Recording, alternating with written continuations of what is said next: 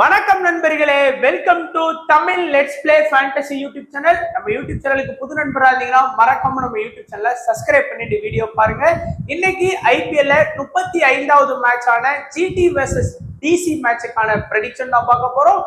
அதுக்கு முன்னாடி நம்மளுடைய டெலகிராம் சேனல்ல ஜாயின் பண்ணிக்கோங்க. நம்மளுடைய சேனல்ல தான் எல்லாமே உங்களுக்கு ஃப்ரீயா கொடுத்துட்டு இருக்கோம். மறக்காம ஜாயின் பண்ணிக்கோங்க. லிங்க் டிஸ்கிரிப்ஷன் பாக்ஸ்ல இருக்கு. மேட்சோட டீட்டெயில் பாத்தீங்கன்னா சனிக்கிழமை 3:30 மணிக்கு இந்த மேட்ச் ஆரம்பிக்கு. எல்லாரும் 7:30 மணிக்கு தானே அப்படின்னு அசால்ட்டா இருந்துடாதீங்க, மிஸ் பண்ணிடாதீங்க. அண்ட் நம்மளுடைய நரேந்திர மோடி ஸ்டேடியம் அகமதாபாத்ல தான் இந்த மேட்ச் வந்து நடக்குது. ஸோ நம்மளுடைய வாட்ஸ்அப் சேனல்ல ஜாயின் பண்ணாதவங்களும் ஜாயின் பண்ணிக்கோங்க. நீங்க இது வரைக்கும் எக்ஸல்11 ஆப்ல ஜாயின் பண்ணாலும் ஜாயின் பண்ணிக்கோங்க. லிங்க் டிஸ்கிரிப்ஷன் பாக்ஸ்ல இருக்கு. உங்களுக்கு வந்து ஜிஎஸ்டி டிடிஎஸ் எல்லாமே ஃப்ரீ. அதே போல 100 ரூபாய் சைன்இன் போனஸா கொடுக்குறாங்க. இன்ஸ்டன்ட் விட்ராவல் அவைலபிளா இருக்கு. குறிப்பா நம்ம சேனல் சார்பா கொடுக்கக்கூடிய இன்வெஸ்ட்மெண்ட் லீடர் போர்டு கரண்ட்ல போயிட்டு இருக்கு.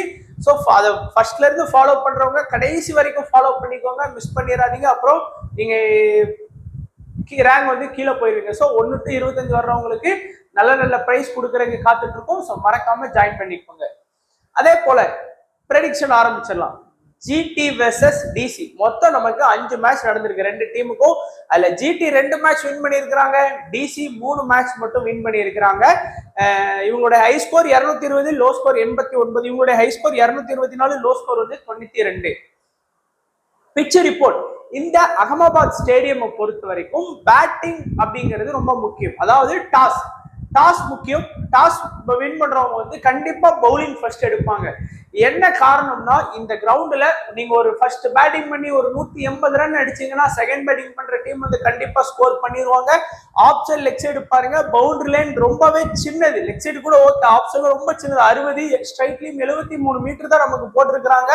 அண்ட் பிட்ச் ரிப்போர்ட் கூட உங்களுக்கு தமிழ்ல இருக்கு, நீங்க ரீட் பண்ணிக்கலாம்.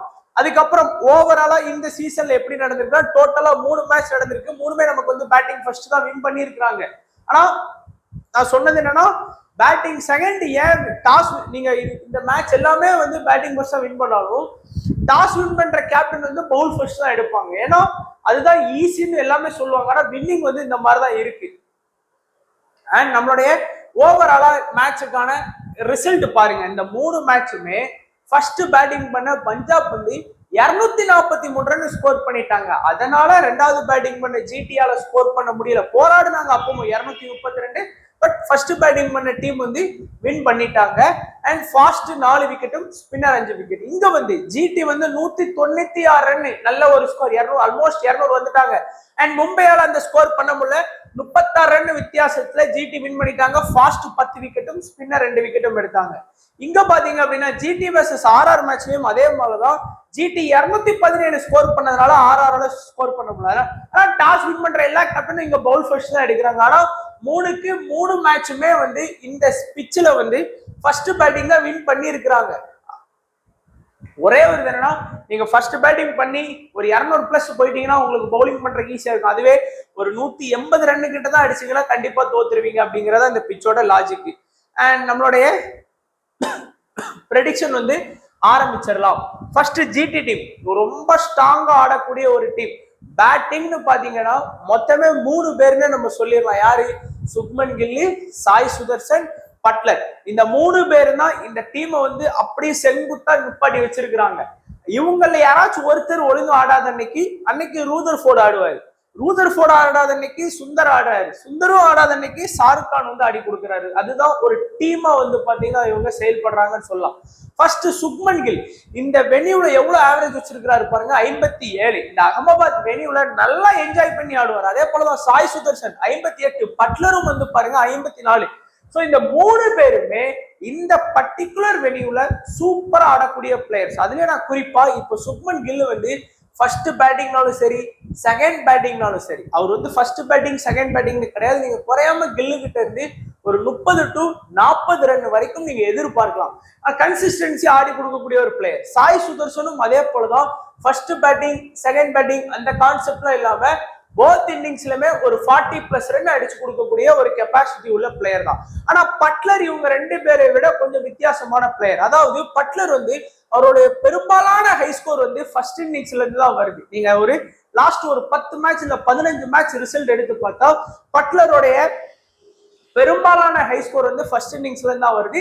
செகண்ட் இன்னிங்ஸ்ல நிறைய ஃபிளாப் ஆயிருக்காரு. அதுக்கு செகண்ட் இன்னிங்ஸ்ல சில மேட்ச் வந்து 50+ ஸ்கோர் பண்ணியிருக்காரு, இல்லைன்னு சொல்லல. ஆனா 10ல 8 மேட்ச் வந்து நல்ல ரிசல்ட் கொடுக்கிறது பேட்டிங் ஃபர்ஸ்ட்லயும், 10ல ஒரு 3 மேட்ச் மட்டும் தான் நல்ல ரிசல்ட் கொடுக்குறாரு செகண்ட் இன்னிங்ஸ்ல. ஸோ பட்லர் ஃபர்ஸ்ட் பேட்டிங் வர்ற மாதிரி தான் இம்பார்ட்டன்ஸ் கண்டிப்பா எடுத்துக்கோங்க. அது போக விக்கெட் கீப்பர் அப்படிங்கிற ஒரு எக்ஸ்ட்ரா அட்வான்டேஜோடையும் பட்லர் வந்து உள்ள வர்றாரு. ரூதர்ஃபோர்ட் நல்ல ஒரு லெஃப்ட் ஆர்ம் பேட்ஸ்மேன். ஆனா ரூதர்ஃபோர்டை வந்து கணிச்சிட்டாங்க. என்னன்னா பாலை நல்ல விலைக்கு போடுறாங்க. லாஸ்ட் 2 மேட்சா அந்த வைடுக்கு பக்கத்துல அந்த லைனுக்கு பக்கத்துல போடுறதுனால அவரால் பெருசா ஸ்கோர் பண்ண முடியல. இருந்தாலும் நீங்க ரூதர்ஃபோர்ட் கிட்ட இருந்து ஒரு 20 to 30 ரன் வரைக்கும் நீங்க எதிர்பார்க்கலாம். பட் கன்சிஸ்டன்சியா ஆடக்கூடிய ஒரு பிளேயர். இன்னைக்கு எனக்கு தெரிஞ்சு வாஷிங்டன் சுந்தர் பிளேயிங் லெவல்ல இருக்க வாய்ப்பு இல்லைங்க. ஏன்னா ஆப்போனன்ட் டீம்ல வந்து ரொம்பவும் வந்து லெஃப்ட் ஹேண்ட் பேட்ஸ்மேன்லாம் இல்லை. அவர் லெஃப்ட்டுக்கு தான் செம்மையா போடுவாரு. எல்லாமே வந்து ரைட் ஹேண்ட் பேட்ஸ்மேன் இருக்கிறக்கூடிய காரணத்தினால இன்னைக்கு வாஷிங்டன்ல எடுப்பாங்களான்னு எனக்கு கண்டிப்பா தெரியல. பட் எடுத்தாலும் இந்த சீசன்ல 2 மேட்ச்ல 51 ரன் 4 ஓவர் போலிங் பண்ணி 1 விக்கெட். இந்த வெனியூல 2 மேட்ச் ஆடி 6 ரன் தான் ஸ்கோர் பண்ணியிருக்காரு, 0 விக்கெட் தான் எடுத்திருக்காரு. இம்பார்ட்டன்ஸ் கொடுக்க வேணாமாங்கிறத நீங்களே டிசைட் பண்ணுங்க. பட் என்ன பொறுத்த வரைக்கும் ஒரு 10 டீம் போட்டீங்கன்னா ஒரு பிளேயிங் லெவல்ல இருந்தாருன்னா ஒரு 2 டீம் வரைக்கும் கன்சிடர் பண்ணுங்க. ஷாருக் கான் வந்து ஒரு டீசெண்டா ஆடக்கூடிய பிளேயர். அதாவது சுக்மன் கில்லி, சாய் சுதர்சன், பட்லர் 3 பேருமே ஃபிளாப் ஆன அன்னைக்கு தான் அவருக்கான பேட்டிங் வாய்ப்புங்கிறது கொஞ்சம் பிரகாசமா இருக்கும். பெரும்பாலான ஹை ஸ்கோர் வந்து அவருடைய ஃபர்ஸ்ட் இன்னிங்ஸ்ல வருது. ஒரு 25+ ரன் வந்து பாத்தீங்கன்னா அதிகமா அவருடைய ஃபர்ஸ்ட் இன்னிங்ஸ்ல ஃப்ரெஷ்ஷா பேட்டிங் பண்ணாருன்னா வரும். அதுவே லாஸ்ட் ஒரு 4 ஓவர் 5 ஓவர் உள்ள வர்ற மாதிரி தான் வருவாரு. அடுத்து ராகுல் திவாத்தியா. அவர் எதுக்கு டீமுக்குன்னே தெரியல இந்த சீசன்லாம். இப்படிதான் நம்ம வந்து தோனியை வச்சிருக்கணும். ஆனா நம்ம டீம் வந்து தோனியை இறக்கி விட்டு விளாட வைக்கிறாங்க. ஸோ ஒரு திவாத்தியாலாம் பொறுத்த வரைக்கும் 6 மேட்ச்ல 30 ரன் ஸ்கோர் பண்ணி 6 ரன் ஆவரேஜ் வச்சிருக்கிறாரு. பெருசா இம்பார்ட்டன்ஸ் கொடுக்க தேவையில்லை. பட் அட்லீஸ்ட் ஒரு டீம்ல மட்டும் ட்ரை பண்ணி வச்சுக்கோங்க. சும்மா உப்புக்கு ஜப்பானியா ஒரு 10 டீம் போட்டீங்கன்னா ஒரு டீம்ல எடுத்து வச்சுக்கோங்க. அடுத்த பவுலிங் ஆப்ஷன் தான் நம்ம ரொம்ப முக்கியமா பார்க்க வேண்டியது. ரஷித் கான், சாய் கிஷோர், அசத் கான், அடுத்து வந்து பிரசித் கிருஷ்ணா, அடுத்து Mohammed Siraj. 5 proper bowling option இருக்கு. இதுல ரஷித் கான் வந்து இந்த சீசன்ல முதல்ல வந்து ரொம்ப அவர் பாலை வந்து நல்லா அடிச்சாங்க. இப்பவும் அடிக்காங்க இல்லைன்னு சொல்ல. பட் முன்ன இருந்த ரஷித் கான் இல்ல. இந்த சீசன்ல 6 மேட்ச்ல 4 விக்கெட் தான் எடுத்திருக்கிறாரு. இந்த வெனியூல 19 மேட்ச்ல 22 விக்கெட் எடுத்திருக்கிறாரு. ரஷித் கானை பொறுத்த வரைக்கும் ஃபர்ஸ்ட் பேட்டிங் வர்ற மாதிரி வந்தாருன்னா கொஞ்சம் இம்பார்ட்டன்ஸ் கொடுங்க. ஏன்னா திடீர்னு அவரு லாஸ்ட் ஒரு 2 ஓவர் வந்து பேட்டிங் ஆடி ஒரு 20 ரன் அடிச்சு கொடுக்குற வாய்ப்பு இருக்கும். ஆனா செகண்ட் பவுல் பண்ணாருன்னு வச்சுக்கோங்களேன், ரஷித் கான் வந்து நல்லா பவுல் பண்ணுவார். ஏன்னா செகண்ட் பவுல் பண்ணும்போது ஒரு டார்கெட் இன்னைக்கு ஜிடி வந்து ஒரு 200 வைக்கிறாங்க அப்படின்னா ஆப்போனன்ட் டீம் வந்து பிரஷர்ல ஆடுவாங்க.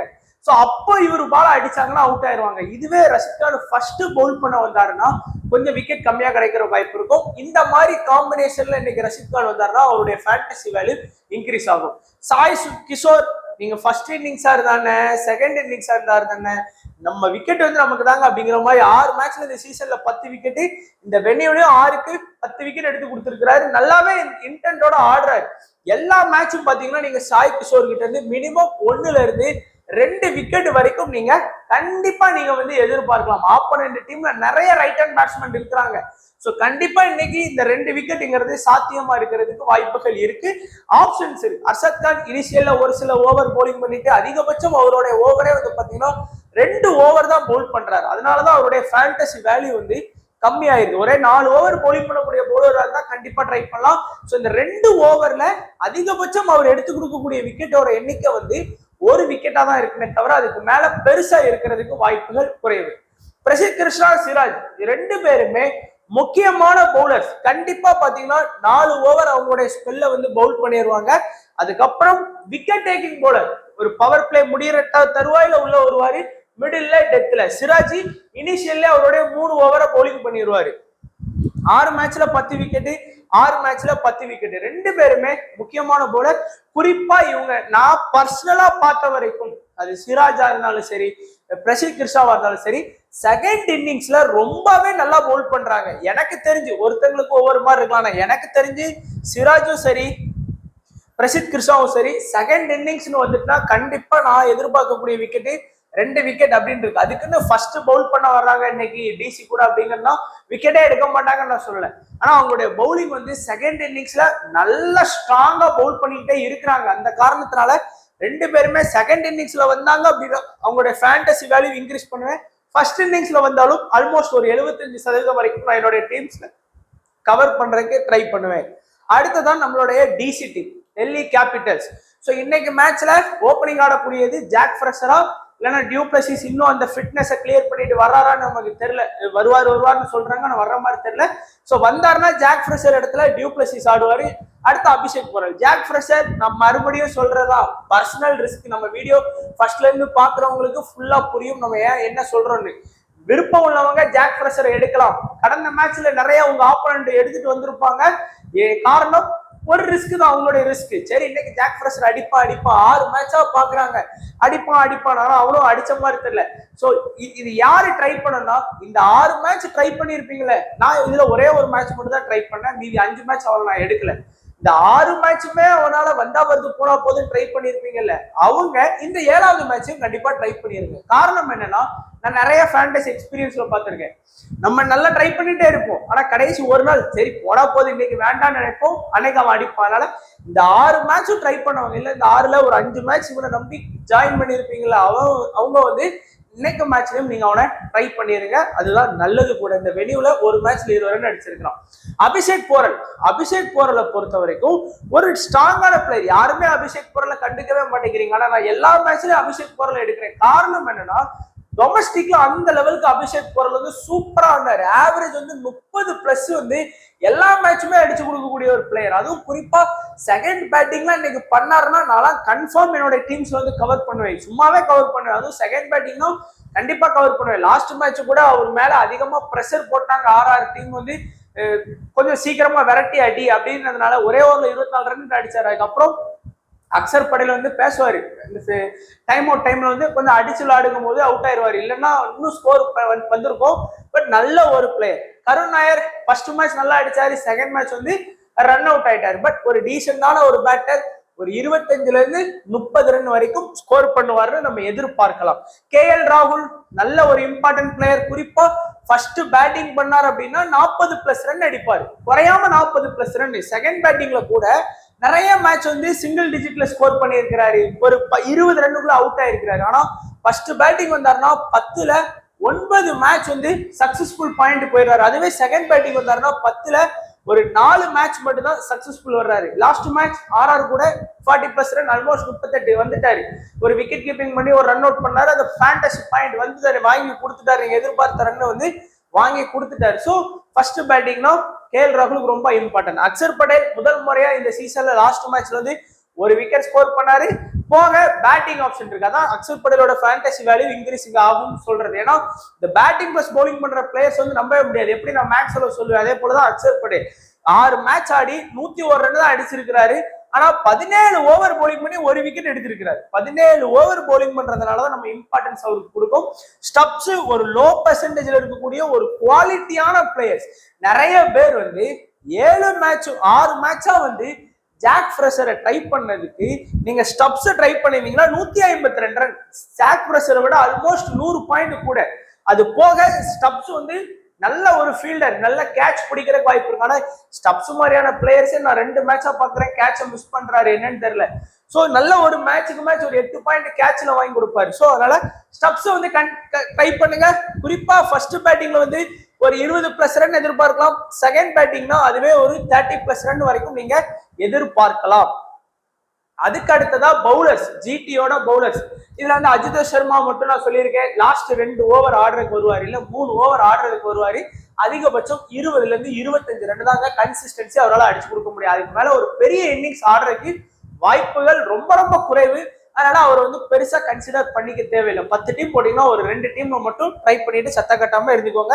ஏன்னா இம்பாக்ட் அப்பா கூட வெளியே போறதுக்கு வாய்ப்பு இருக்கும். பவுலிங்ல வந்து யுவராஜ், ஸ்டார்க்கு, குல்தீப், மோகித் சர்மா, முகேஷ் குமார். இதுல உங்களுக்கே தெரியும், கண்ணை மூடிட்டு குல்தீப் யாதவையும் ஸ்டார்க்கையும் போட்டுருங்க. வேற எந்த ஒரு இதுவும் நீங்க தேவையில்லை. ஏன்னா 2 பேருமே விக்கெட் டேக்கிங் போல நம்ம சொல்லியிருந்தோம். ஜாய்ஸ்வாலா ஸ்டார்க்கான்னு சொல்லியிருந்தோம். ஜாய்ஸ்வாலும் நல்லா ஆனார் அந்த மேட்ச்ல, ஸ்டார்க்கும் அந்த மேட்ச்ல வந்து செம்மையா பெர்ஃபார்ம் பண்ணாரு. அந்த மேட்ச் முடிஞ்ச உடனே பாத்தீங்கன்னா ஜாய்ஸ்வால் வந்து ஸ்டார்கிட்ட கூட வந்து பேசுவாரு, லெஜண்ட் வேற லெவல்ல பவுலிங் பண்ணீங்க அப்படின்னு சொல்லுவாரு. உடனே ஸ்டார்க் சொல்லுவாரு, நல்ல இளம் வீரரா நீங்களும் நல்லா பேட்டிங் பண்ணிங்கிற மாதிரிலாம் மேட்ச் முடிஞ்சதுக்கு அப்புறம் சொல்லுவாரு. ஸோ அதனால ரெண்டு பேருமே நல்லா இருந்தாங்க. நம்ம அந்த லாஸ்ட் வீடியோல டிஸ்கஸ் பண்ணவங்களுக்கு தெரியும். பட் ஸ்டார்க் வந்து இனிஷியல் பிளஸ் டெத்ல அட்டாக் பண்றதுனால மினிமம் 1ல இருந்து 2 விக்கெட். நான் சொல்றது குறிப்பா ஸ்டார்க் வந்து ஃபர்ஸ்ட் பவுல் பண்ண வந்தாருன்னா இம்பார்ட்டன்ஸ் கொடுங்க. கண்டிப்பா விக்கெட் எடுப்பாரு, டெத்ல வருவாரு.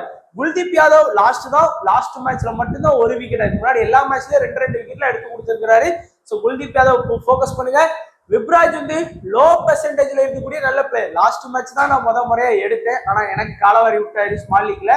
அதனால கண்டுக்காதீங்க, பரவாயில்ல. நல்ல ஒரு லோ பெர்சன்டேஜ்ல இருக்கக்கூடிய நல்ல ஒரு பெஸ்ட் பிளேயர். அடுத்து முகேஷ் குமார், மோகித் சர்மா 2 பேருமே நல்ல பவுலர்ஸ். பட் விக்கெட் கிடைக்கலங்க அவங்களுக்கு. 6 மேட்ச்ல 2 விக்கெட், 6 மேட்ச்ல 4 விக்கெட். ஸோ முகேஷ் குமாரை மட்டும் கொஞ்சம் கன்சிடர் பண்ணிக்கோங்க. உங்க டீம்ல ஒரு 10 டீம் போட்டீங்கன்னா ஒரு 4 டீம்ல கன்சிடர் பண்ணுங்க. மோகித் சர்மாவை 10 மேட்ச் போட்டீங்கன்னா 2 டீம், அதுல ஒரு டீம் இன்னைக்கு கேப்டன் எடுங்க. காரணம் சும்மா சொல்லல, வெனியூவை பாருங்க. இந்த வெனியூல அவர் ஒரு சீசன் எப்படி ஆடினாருன்னு தெரியும். ஜிடிக்கு சும்மா எடுத்து வச்சாங்க ஜிடிக்கு. ஸோ ஆனா 9 மேட்ச்ல 24 விக்கெட் எடுத்து கொடுத்தாரு. ஸோ அதனால கண்டிப்பா கன்சிடர் பண்ணுங்க. ஒரு சீசன் ஃபுல்லா நல்லா பவுல் பண்ணாரு. அதனால நீங்க கொஞ்சம் மோகித் சர்மாவை ஒரு டீம்லயாச்சும் கேப்டனா கொண்டு போங்க, தப்பு கிடையாது.